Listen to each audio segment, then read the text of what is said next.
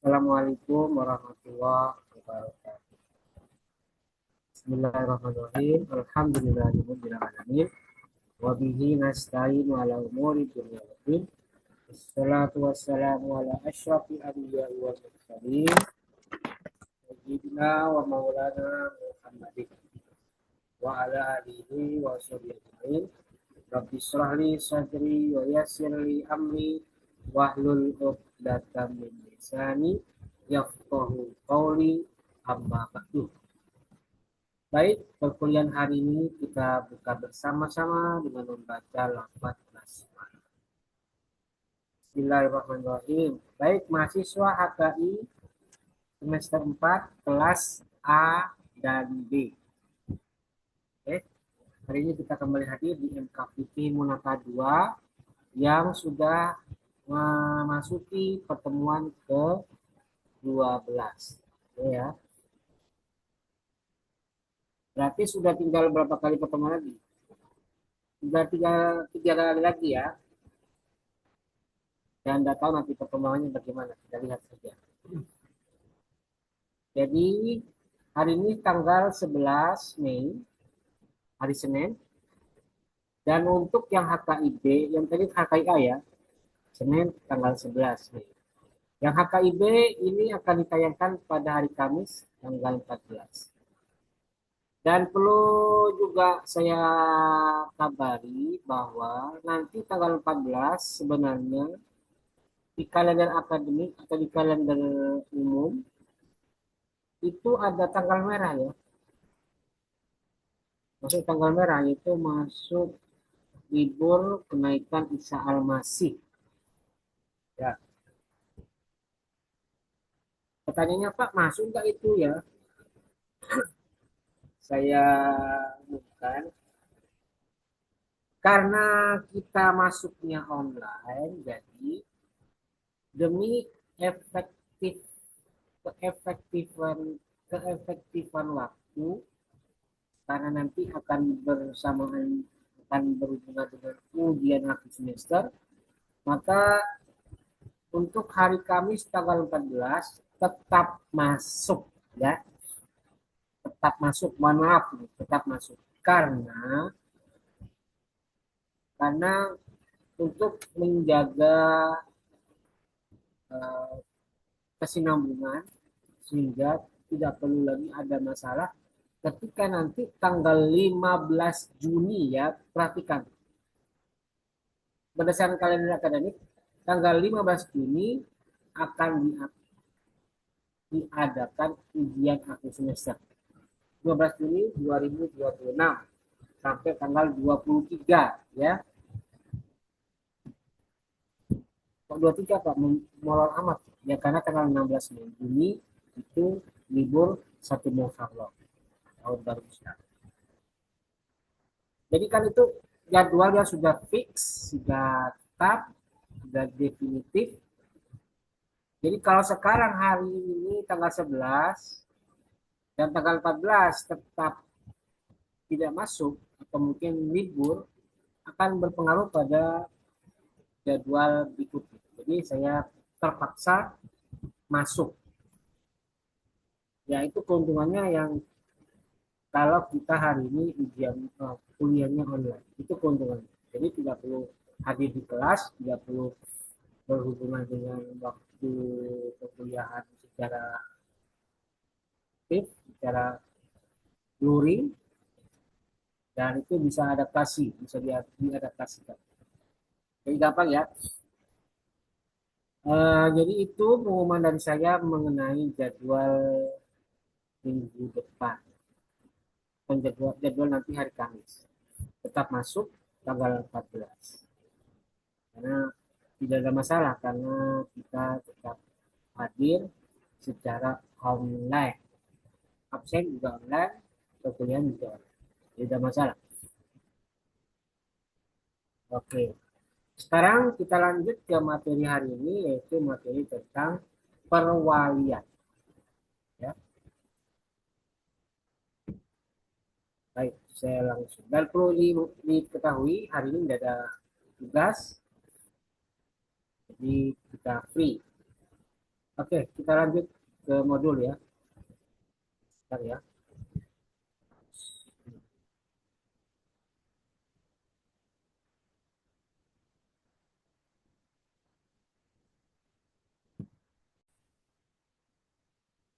Baik kita lanjutkan. Oke, kita langsung ke modul ya. Nah, ini dia.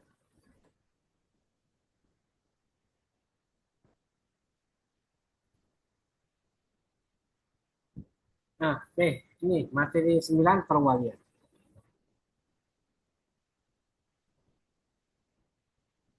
Bahan kajiannya ada 3, pengertian wali, kedua macam-macam wali, dan ketiga syarat perwalian. Perlu kalian ketahui wali di sini bukan wali yang bukan hanya wali dalam konteks pernikahan ya, tapi wali secara umum, secara keseluruhan. Artinya orang yang bertugas untuk menjadi pengampu atau menjadi pengawas bagi orang yang dipandang tidak mampu. Ada penjelasan. Pengertiannya dulu. Pengertian wali. Diambil dari kitab Bapak Zuhairi, juz 7, halaman 746. Al-wilayatu hiya tadbirul kabir rasyidi syu'un al-qasiri asy-syakhsiyati wal maliyat.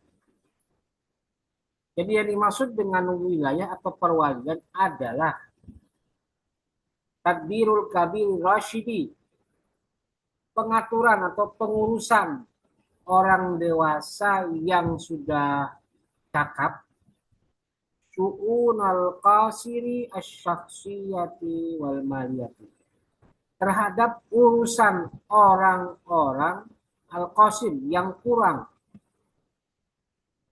asyaksiyati dalam kepribadiannya, secara kepribadian, kurang kepribadiannya, wal maliyati dan kurang dalam urusan perhartaan.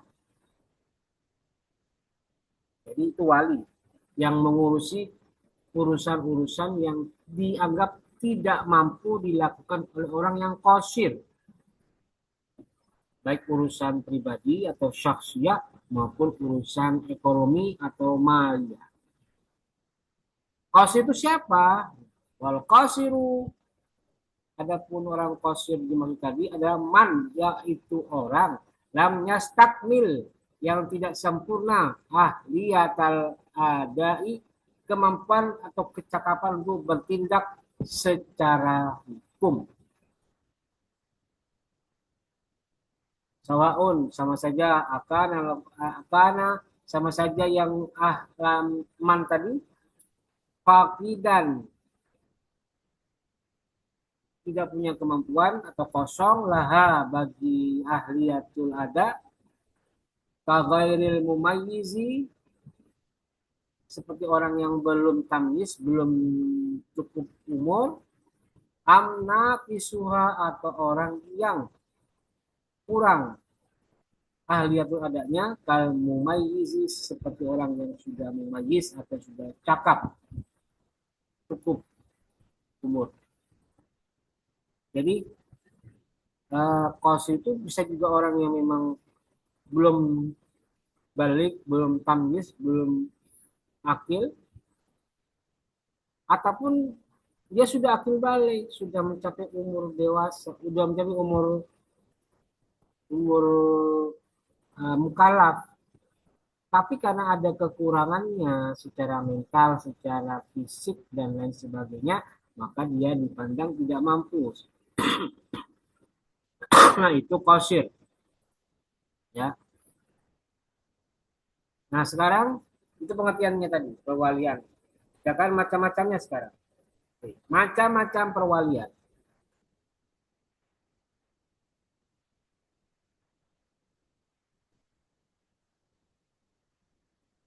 Nah, menurut Bapak Zuhairi, perwalian itu ada 2 macam. Nau'ani. Annal wilayata nau'ani. Perwalian itu ada 2 macam. Pertama, wilayatun ala nafsi. Kedua, wilayatun alal mali. Perwalian atas jiwa atau diri atau seseorang. Dan yang kedua, perwalian atas harta. Yang dimaksud wilayah ala nafsi itu apa? Dia al-israfu ala syu'unil qasir syakhsiyati min siyanatin wa hifdin wa ta'dibin wa ta'limin wa tazwijin.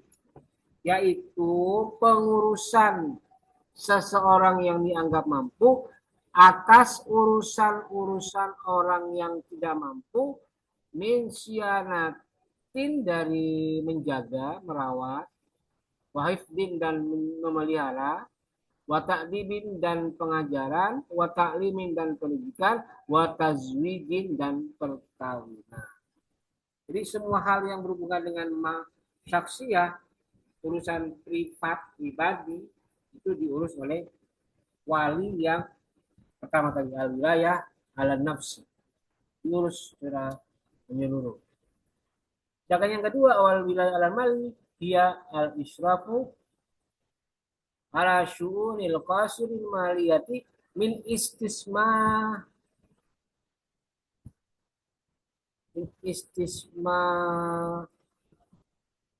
min istismarin wa tasarrufatin fal bai'i wal ijarati wal rahn wa ghairiha. Itu pengurusan atas urusan orang yang qasir, min istismarin dari urusan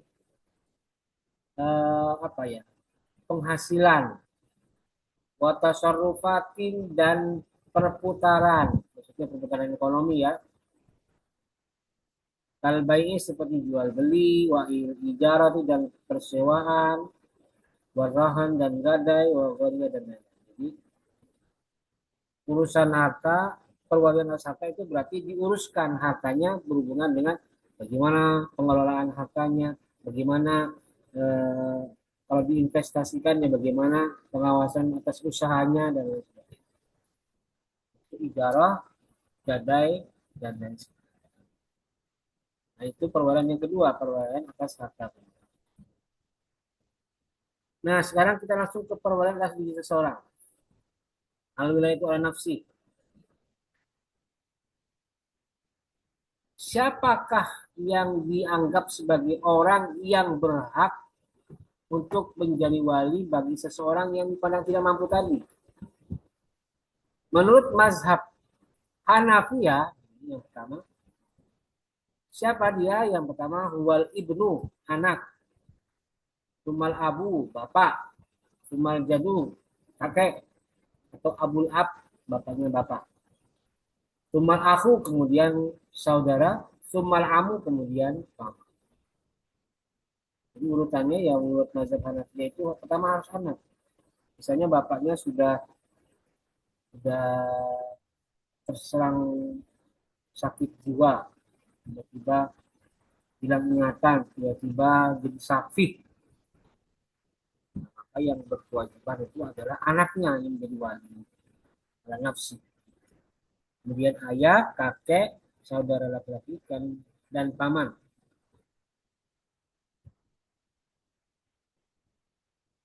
Nah, berikutnya mazhab Malikiyah. Menurut mazhab Malikiyah, yang berhak menjadi wali itu adalah al-banwatu atau al-bunuwatu. Siapa? Anak. Anak-anak. Unsur anak. Sumal abwatu. Abwatu. Kemudian orang tua bapak. Sumal wasoyatu. Kemudian orang yang diwasiatkan. Oleh siapa? Oleh ayahnya atau anaknya. Sumal akhwatu, kemudian saudara perempuan. Sorry, saudara laki-laki. Akhwat.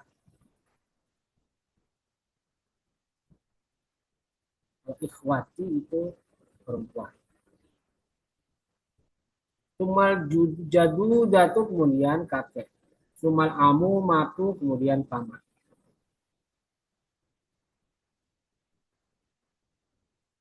Sama dengan mazhab Hanafiyah, cuma ini ada unsur yang ketiga adalah wasiat. Orang yang diwasiat. Jadi setelah bapak tidak langsung ke kakek, tapi pindah dulu ke orang yang diwasiat. Oleh siapa? Oleh orang yang sudah misalnya eh, orang yang sudah meninggal itu kemudian misalnya bapaknya meninggal kemudian dia meninggal anak yang tidak mampu maka ayahnya berwasiat nih kalau nanti aku meninggal ya aku wasiatkan diuruskan oleh ini. Nah ini wasiat itu bisa jadi tidak ada hubungan kekerabatan dengan anak yang dalam perwalian tadi. Tapi karena ada wasiat maka unsur ketiga harus ada orang yang diwasiat. Nah, berikutnya jadi Malikiyah sekarang syarat-syarat wali atas diri seseorang. Ada syarat-syaratnya. Tidak sembarangan orang itu mengambil posisi sebagai wali. Harus mencukupi persyaratan yang harus dipenuhi. Apa saja? Yang pertama al-bulughu, balik, wal aklu berakal atau taklif, wal qudratu yang ketika mampu ala tarbiyatil walad untuk mendidik anak. Yang keempat amanah, al amanah itu ala akhlaki, amanah atas akhlaknya.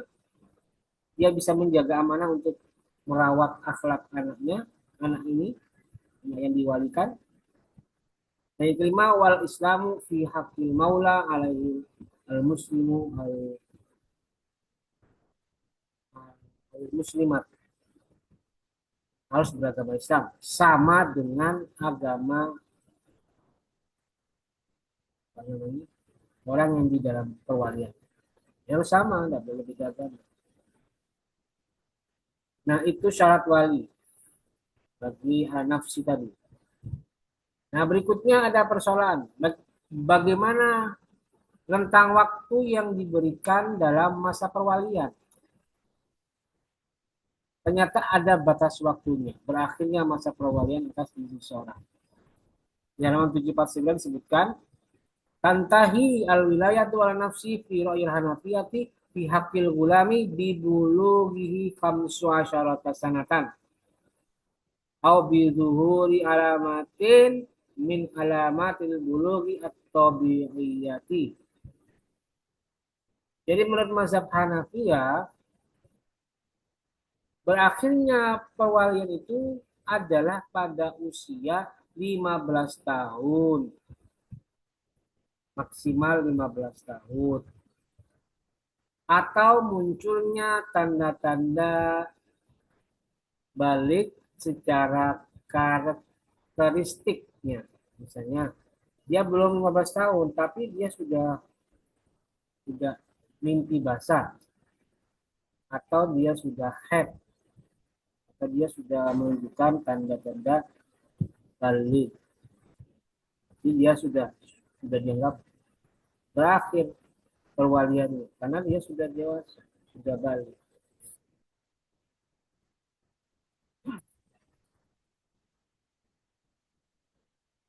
Ya,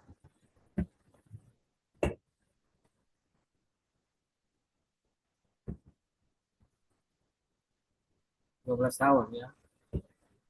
Sedangkan untuk perempuan ya, wama wa sorry.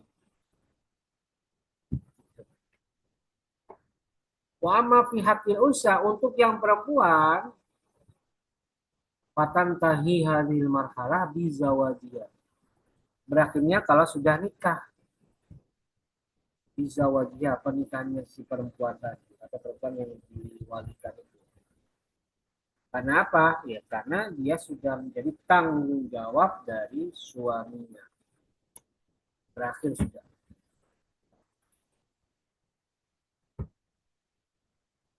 Berikutnya menurut mazhab Malikiyah. Menurut mazhab Malikiyah, habisnya atau Selesainya masa perwalian itu adalah bizawali sababiha, hilangnya sebab perwalian. Ya.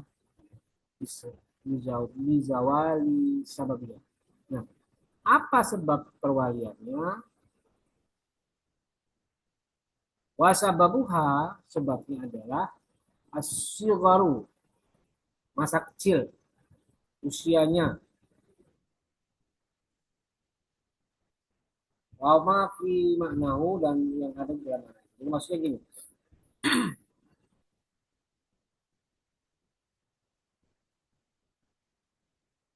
masa berakhirnya perwalian itu bisa dari umur menurut mazhab Malikiyah, atau hilangnya faktor-faktor yang menyebabkan dia menjadi tidak mampu. Misalnya kalau dia gila, selama gilanya masih ada, walaupun umur sudah balik, tetap perwalian masih berlangsung. Nah, tiba-tiba penyakit gilanya sudah sembuh, ya berarti selesai sudah perwalian. Apa? Harta atau mungkin keputusan untuk bertindak secara hukum itu harus dikembalikan kepada laki-laki, kepada anak yang atau orang yang sedang yang sudah sembuh tadi itu, atau mungkin sakit sakit kalau sudah sembuh ya berarti dikembalikan perwalian. Wa amal unsa fala tantahin wilayatun nafsiyah alaiha illa bidukhuli zaujiha. Untuk perempuan maka tidak hilang, tidak selesai perwalian atas dirinya illa kecuali bidukhuli zaujiha, kecuali suaminya mendukul dia. Patokannya dukul atau tidak dan sudah nikah, ya. Nah, itu yang menurut mazhab Malikiyah.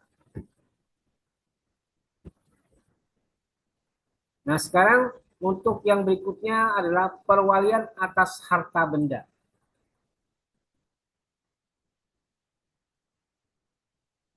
Nah, sekarang pertanyaannya, bagaimana jika harta itu dimiliki oleh anak yang belum yang masih kosir, atau anak yang memiliki keterbatasan dalam bertindak secara hukum? Maka jika kanal lil qasri malun, jika anak yang kosir tadi itu punya harta, karena lil abi al wilayatu ala mali, ayahnya berhak untuk menjadi wali atas hartanya, tifdan untuk mengurus, wastismaran dan memutarnya atau istismar atau dibisniskan lagi, diinvestasi, ittifaqil mazhabil arba'ah, berdasarkan kesepakatan ulama mazhab. Tapi sumastalafu fiman tasbutu lahul wilayatu ala malil qasri ba'da mauti abihi. Tapi ulama beda pendapat untuk tahap berikutnya. Misalnya bapaknya meninggal, terus siapa yang berhak?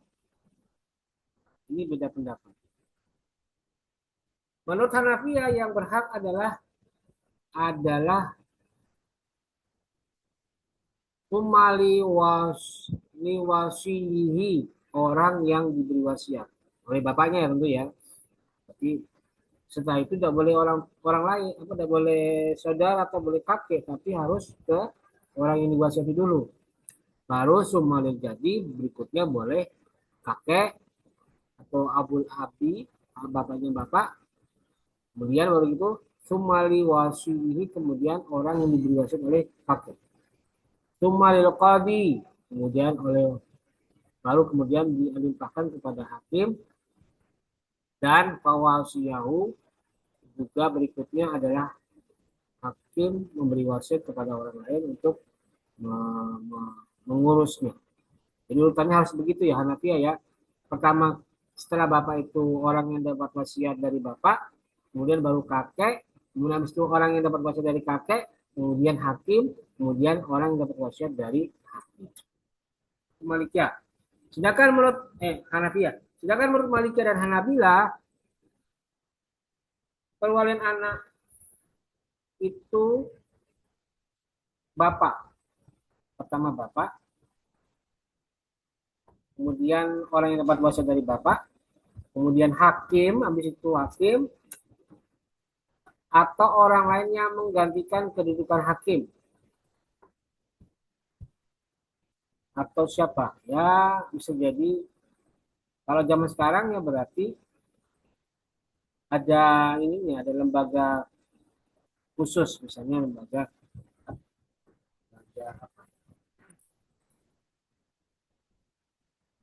perlindungan anak misalnya, Komisi Perlindungan Anak, KPAI misalnya, ini akan menunjuk siapa yang ditugaskan untuk menjadi pengurus dari harta anak yang masih kecil ini. Kemudian sumali jamaatil muslimina ilam yujad qadin. Lalu setelah itu hakim, baru setelah itu setelah tidak ada hakim atau orang yang mengganti kedudukan hakim atau yang setara dengan hakim, baru setelah itu dipindah ke umat Islam. Ini Malika dan Hanabila.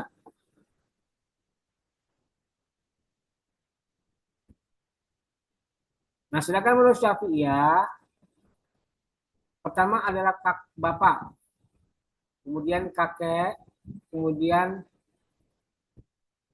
orang yang liwasil baki minhuma, orang yang dapat wasiat dari bapak dan kakek, kemudian hakim atau yang sederajat, baru setelah itu yang puncaknya ya, hakim atau yang setara dengan hakim. Jadi urutannya bapak, kakek, orang yang dapat wasiat dari bapak atau kakek, baru kemudian hakim. Nah itu Syafi'iyah. Nah, yang berikutnya adalah syurutul wali alal mal, syarat wali atas harta. Kalau tadi kan syarat wali atas diri, atas jiwa. Sekarang yang syarat wali atas harta itu gimana? Pertama, ayyakunal waliyu kamilal ahliyati. Orang yang diwali itu harus orang yang sempurna kemampuannya, kemampuan untuk bertindak. Misalnya berakal, balik, merdeka, dan juga punya ilmunya, ya, punya pengetahuan di bidang pengelolaan harta dan juga di bidang psikologi anak atau psikologi orang dewasa, orang lain. Ya, harus kamilah ahliya. Yang kedua syaratnya Allah yakuna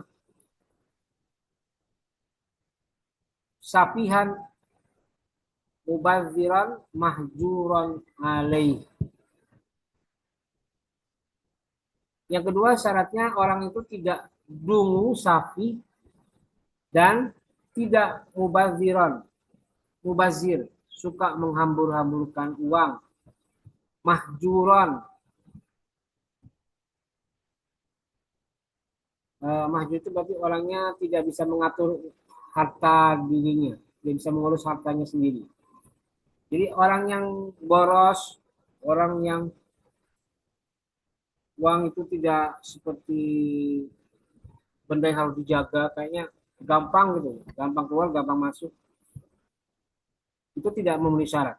Karena syaratnya harus cerdas dan pandai mengatur keuangan. Bukan orang bodoh, bukan orang bingung dan lain sebagainya. Dan yang ketiga ayakuna muttahidad dini ma'al qasir. Agamanya harus sama. Tidak boleh beda agama. Harus sama agamanya dengan anak yang di dalam keluarga. Nah itu syaratnya ya. Nah sekarang pandangan kalian gimana? Silakan kalian baca sendiri ya, karena ini semua sudah jelas berhubungan dengan perwalian anak. Mulai dari pasal 107 sampai pasal 112. Ya, bisa dibaca karena sudah jelas clear.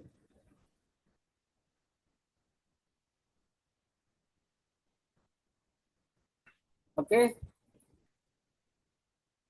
itu tadi penjelasan saya mengenai materi perwalian. Jadi perwalian di sini artinya orang yang diberi kuasa untuk mengurus hak hukum dari orang yang dipandang qasir atau dipandang tidak mampu bertindak secara hukum.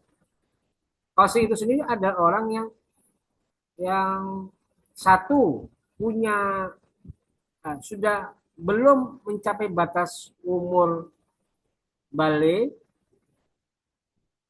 Kedua, orang yang sudah mencapai batas usia balik, tapi dia memiliki kekurangan, baik karena cacat atau mungkin karena hambatan